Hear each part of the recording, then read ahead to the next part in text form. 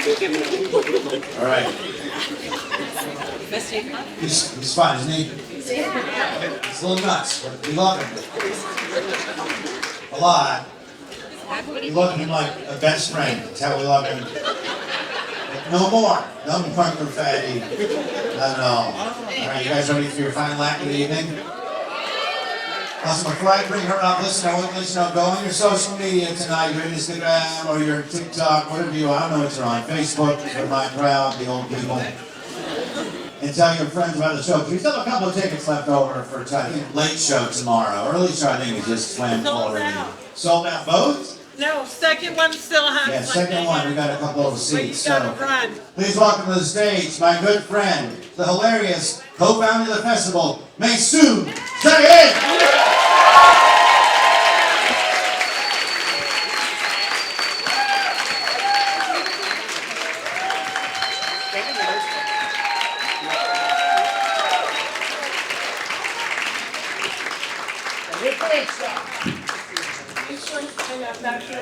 That is low.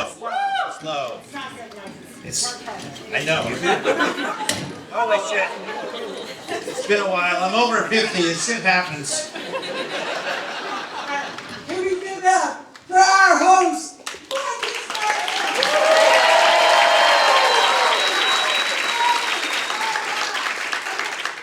My round of applause. Was anyone at the first festival 19 years ago? Anyone?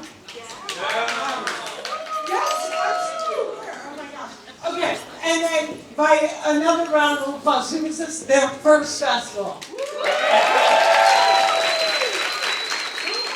has never seen me before? You have no idea what the hell.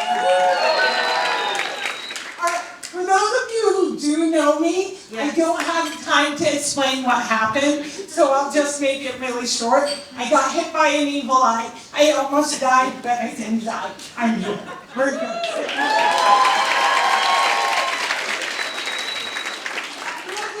Don't know me. I am not drunk, but the doctor who delivered me was, and we'll get back to that. And I like to say that in the Oppression Olympics, I win a gold medal because I'm Palestinian. I'm Muslim. I'm a woman of color. I'm disabled, and I am divorced. And I live in New Jersey.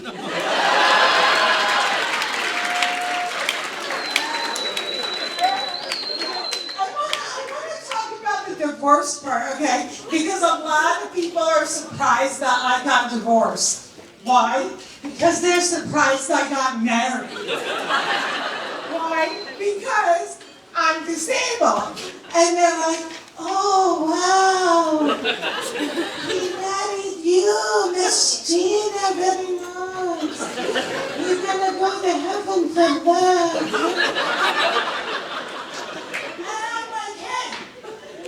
Auntie, I vibrate. It's great.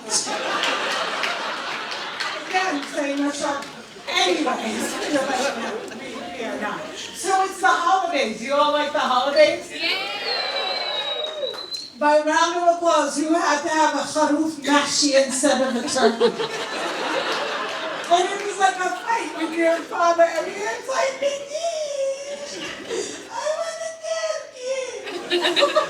my dad was like, pull out the tongue, it's just like a drumstick.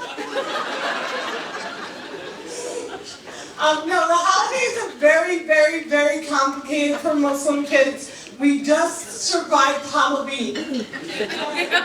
Halloween is one of the most haram holidays. And I personally, I love to Henwin. And I like to dress up my cat, Beyonce. She was a peacock this year. And, you know, all of my relatives go on Instagram and go, yeah, Christina, she had no kids. She dressed like a cat.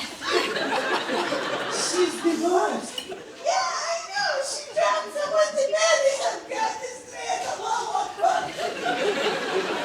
So Halloween. So like, you know how like other people would send out their kids and they'd come back with the candy and the people would like check the candy to make sure there was like no razors, no like poison? Muslim parents would be like, no gelatin. And my mom would be like, give me the gummy bear. It's so cute. It wants to dance. It wants to dance.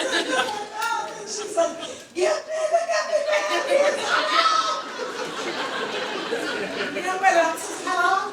Every single Halloween costume they sell in the stores. It's all like sweaty police officers. It's not just hot, it's misogynistic. And if you were a Muslim kid, you had to wear like a turtleneck and leggings under your Halloween costume. You're like, I'm a flapper in Hanan moment.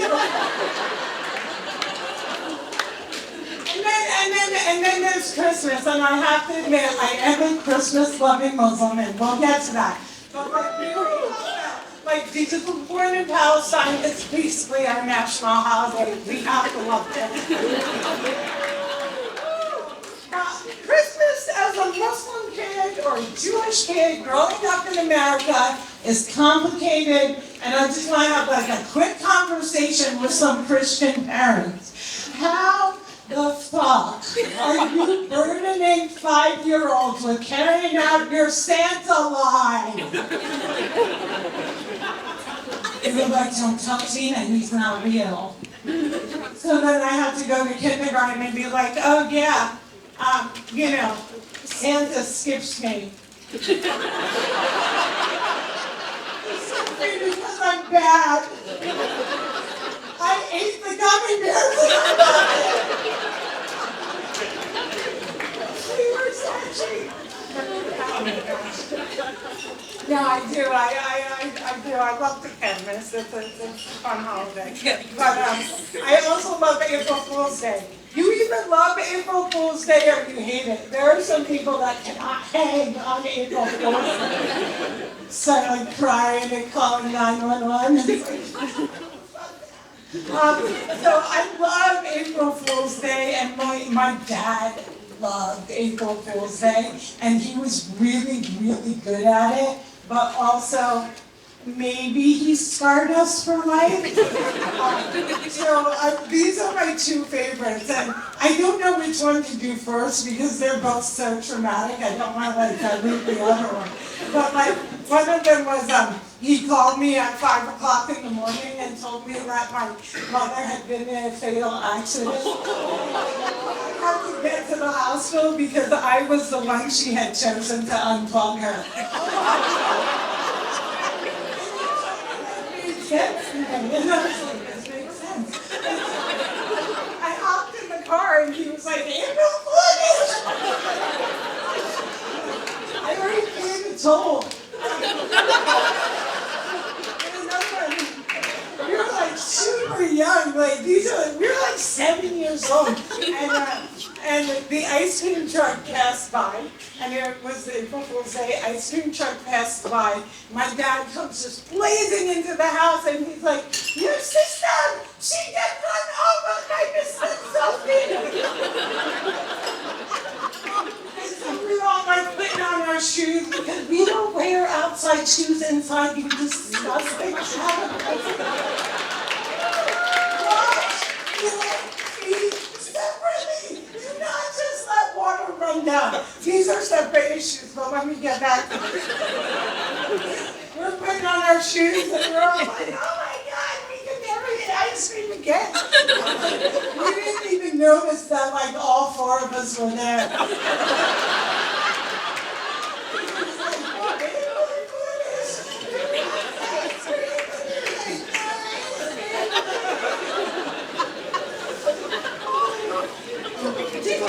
I want to harken back to the comedians performing because I think it's really interesting how Arabs like openly applaud our abuse, and we're like, it's totally fine. Like, you know, mother was like, who got hit with a slimmer? And you were like, Tiger!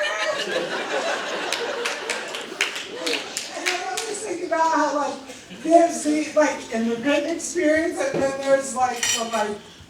I don't know, it's not like it's like happy liberal people who go to the beach. And they're like, you know, your mom will always love you. And I'm like, I believe she tolerates me because society would shun her for discarding a disabled child. So holidays, this week is my birthday. And my birthday is a little complicated because I almost killed my mom on the day I was born. It wasn't my fault, except kind of it was. So I came out fist first because I'm Palestinian and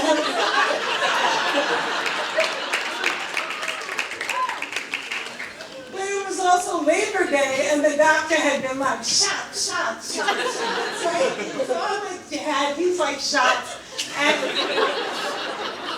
he ends up like just dicing her up like a TV show. And I get cerebral palsy and she almost dies. So every year on my birthday, we're all like, let's do something for my birthday. And we'll sing like happy birthday in English and in Arabic. So it's very dangerous. The candles get a little too loud. This would end horribly. So anyway. But she always, it has never, I'm not going to talk to you about how old I am, but it's like decades, right? She always look at me and she goes, what's happy about it? You almost killed me. And I'm like, but I didn't, and we're both here. So my mom makes me walk 3 miles a day. You can discuss that amongst yourselves. Ever since I got divorced, she has a new topic of conversation. And it's always the same. And I go home and I fact check her, and these things are actually happening. I just don't know how she finds them out. So as we walk the 3 miles, she tells me local stories of people who have died that have no children and no one to bury them. So she's like, there were a mother and a daughter, and they were driving behind a landscaping truck. And the boulder, he fell off the truck, killed the mother, killed the daughter. The daughter, she had no kids. There's no one to bury them. They were like, little on, and she's like, there's a man in Sparta, his name was Bob. He has 2 cats, 2. And he died in a fire, cats also died. He has no kids. There's no one to bury him. And I'm like, good thing Bob cremated himself.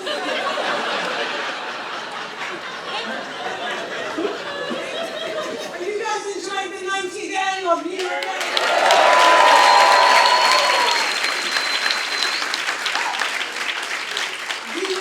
Started this as a senior high school project. This is completely true. I'm going to round of applause who speaks Arabic. Round of applause who doesn't. I am not plotting against you in the next 30 seconds. Be chill. So I'm going to end this show with the first joke that my dad ever told me. And at the first comedy festival, I told this joke. And so I'm going to tell it now, even though it's haram and it's also politically incorrect. Don't blame me, it's not my fault, it's tradition. So I told my dad I had become a comedian, and it wasn't like an accessible job because it wasn't like an engineer, lawyer, or doctor. And all he knew was that I was shaking it at a club every night. He looked at me and he said, "Baba, tira casa."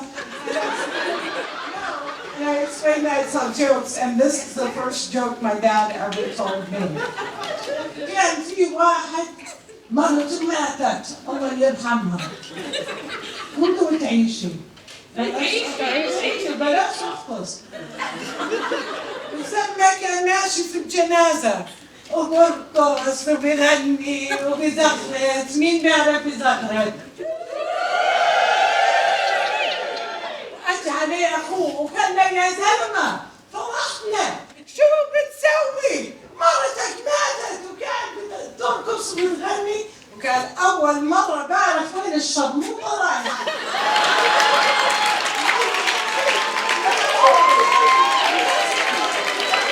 إن شاء الله.